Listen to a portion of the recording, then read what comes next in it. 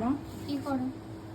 এই যে তোমাদের তো অনেক দিন হয়ে গেছে কোনো নাস্তা দিই না, একসাথে আজকে ইফতারি আর সন্ধ্যার নাস্তা হয়ে গেল মজার।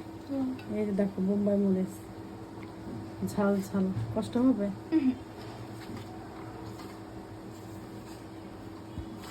8 পিস। আম্মু আমার চিকেনের সসটা বানাও। হ্যাঁ, চিকেন ফ্রাইটার এই যে এখানে কি দিয়ে বানাই শুনবা?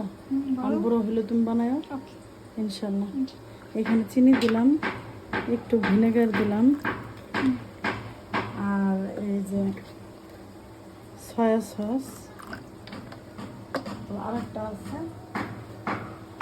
সেটা হচ্ছে অনেকটুকু টমেটো সস। তোমরা কি ঝাল খাবা বেশি?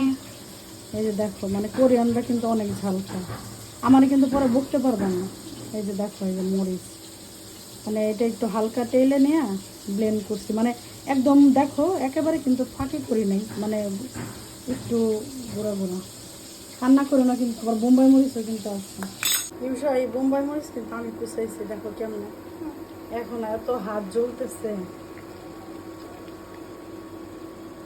কিভাবে খাইবে এত ঝাল। মজা লাগছে দেখতে, ফ্লেভারটা সুন্দর না? অনেক সুন্দর। আলিফ কিছু বলো, দেখতে কেমন হচ্ছে? দেখতে অনেক সুন্দর কিছু মনে হচ্ছে, দেখতে আসলে আমার ডিলিশিয়াস লাগতেছে, খাইতে আরো মজা লাগবে। ইনশাআল্লাহ।